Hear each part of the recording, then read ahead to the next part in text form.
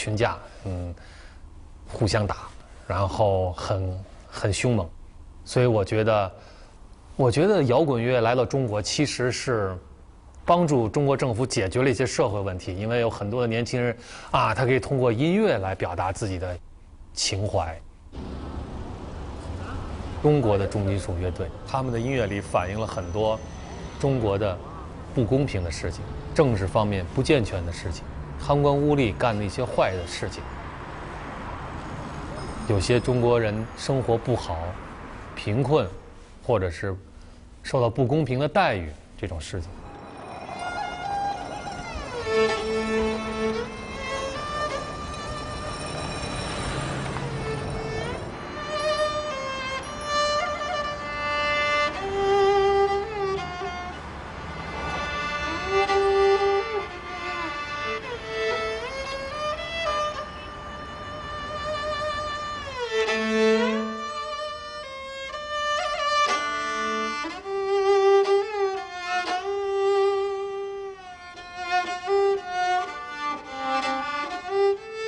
I think that we're coming into a time now where China's finding its footing. It can be something that is at once distinctly modern and unashamedly modern, and distinctly and unabashedly Chinese. That's the movement that I want to be a part of.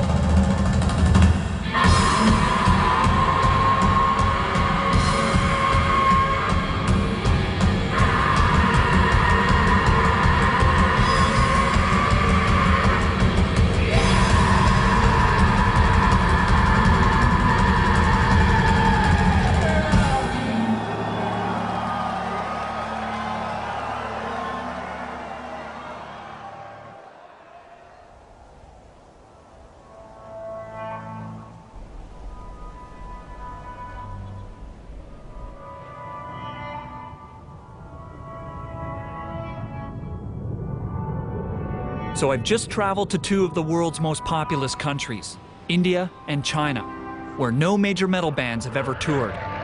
And yet in the middle of the Pacific Ocean, an impoverished nation with the largest Muslim population in the world has had several big metal concerts, even while under an oppressive dictatorship.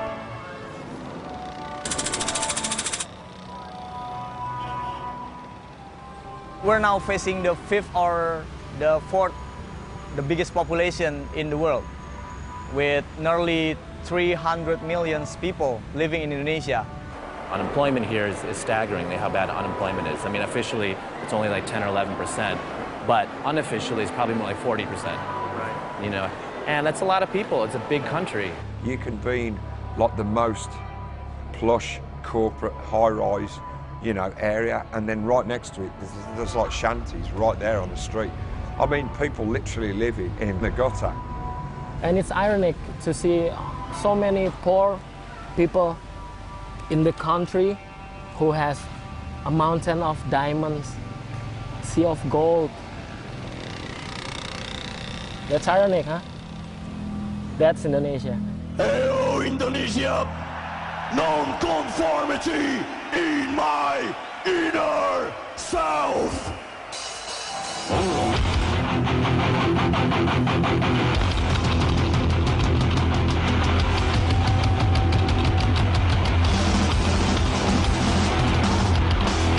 Walking these story streets with hell in my mind.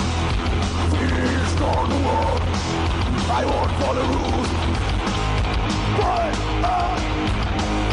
from the beach's eyes. I think there's a whole thing connected to Brazil and where I'm from. Fans connect to third world lyrics because this is their lyrics. When I'm singing about inner self, of growing up in these fucked up streets and shit. The Indonesian fans reading some of those lyrics, they feel connected to it. Sepultura are coming from the third country as well, and Indonesia with poor injustice, everywhere starving people, you know, the corruption. They're singing about that too in their lyrics. You know, it's some match with what happened in this country all over the years. Halfway through the show, the kids got so crazy. Fucking place, chaos, man, hell broke loose in the mosh pit.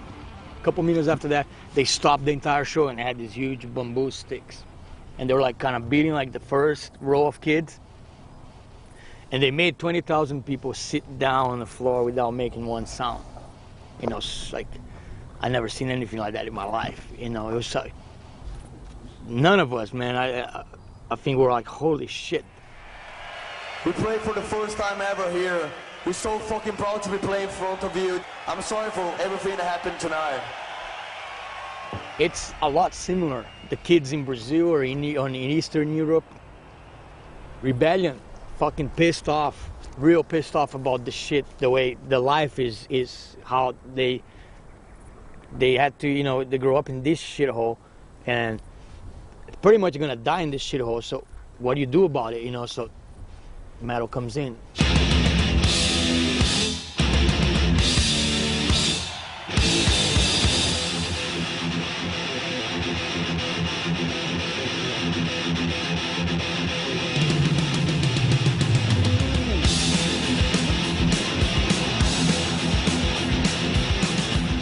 People were coming from everywhere, from Jogja, from Surabaya, even from Bali. Everyone from Medan, people come just to see Metallica. I have to sold my father's shoes so I can afford the tickets. So yes, of course, my father's angry at me. I remember driving to the gig. There were a fuck of a lot of people outside, and the stadium was in a very rich part of Jakarta, where a lot of the politicians and a lot of the old money family lived. So here were thousands and thousands of young kids with a lot of kind of adolescent that, you know, and Metallica was on the other side of these stadium walls, and we were playing and a bunch of people couldn't get in and so on. And then obviously pretty much all hell broke loose out there.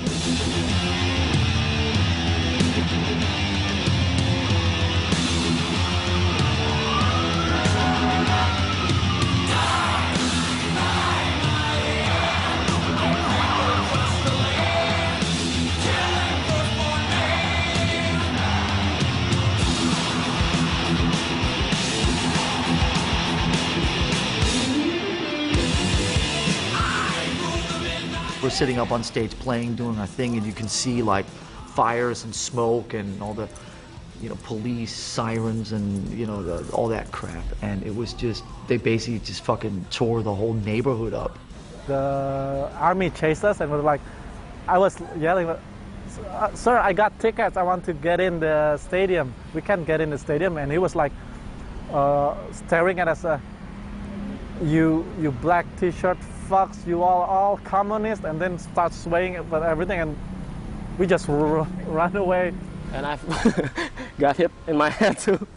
Even I got the ticket, they just hit everything. No matter whether you got ticket or not, they just hit everything.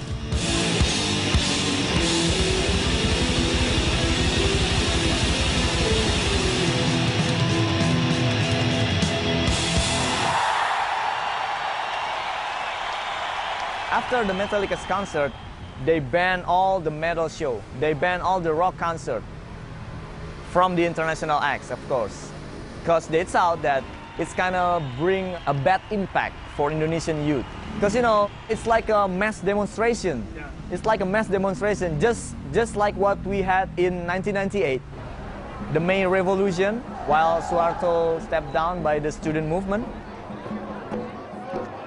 After Suharto stepped down, there was some sort of unleash of this, like holding back energy that during Suharto era you cannot really express. So everywhere, people all of a sudden got sort of liberated from all this, oppression. Like 52 years is not a short period. So they feel like now I can do almost anything. Not long after Suharto stepped down, we have a very political underground scene here.